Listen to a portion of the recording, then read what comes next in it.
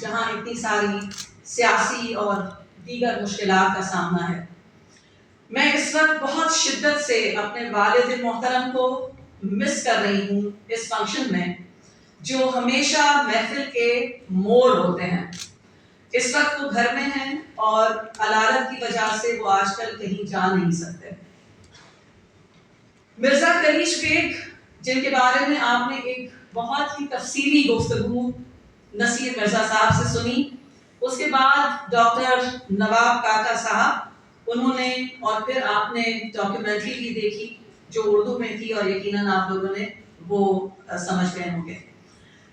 میں آج جو ہے مرزا کریش بیگ کے حوالے سے میں نے سوچا تھا، ایوب صاحب نے کہا تھا کہ صرف 10 منٹ کی آپ کو بات کرنی ہے، اور 10 منٹ میں آپ ایک اتنی بڑی علمی شخصیت کو کیسے سمجھ سکتے ہیں۔ میں مرزا صاحب کے حوالے سے صرف ان کی شاعری کے حوالے سے بات کروں گی۔ اینوٹیٹڈ بیبلوگرافی جو اعجاز علی بیگ مرزا میرے والد نے بنائی، اس میں انہوں نے 43 یعنی 43 جو ہے مختلف مضامین کے تحت مرزا صاحب نے 483 کتابیں لکھی ہیں،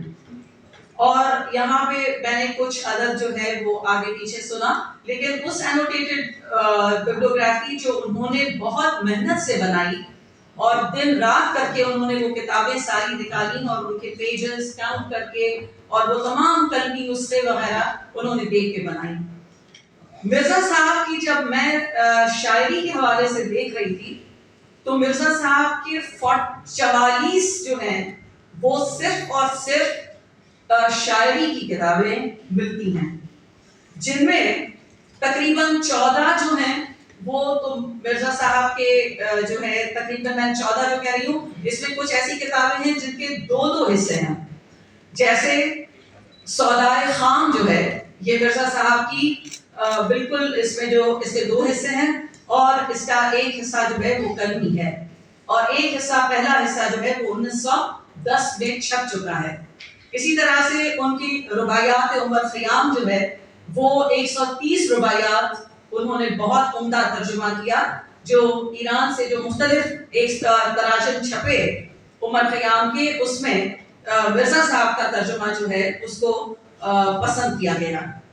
اس کے بعد ان کا چندن ہار پہلا حصہ 1915 میں اور دوسرا 1923 میں چھپا،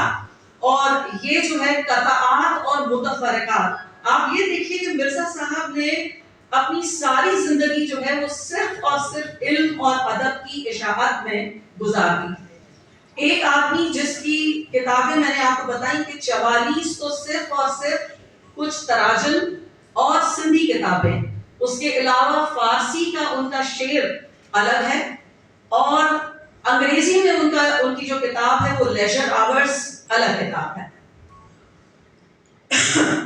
یہاں پر مرزا صاحب نے جو ہم ان کو کیٹیگرائز کریں، اگر ان 44 کتابوں کو جو ان کی شعر کی کتابیں ہیں، تو اس میں فارسی مثنویوں کا انہوں نے بہت خوبی سے سندھی زبان میں ترجمہ کیا ہے،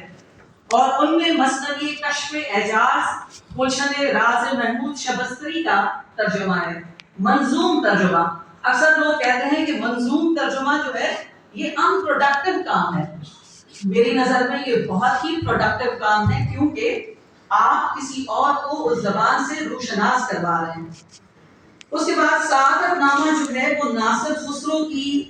مثنوی کا سندھی ترجمہ ہے۔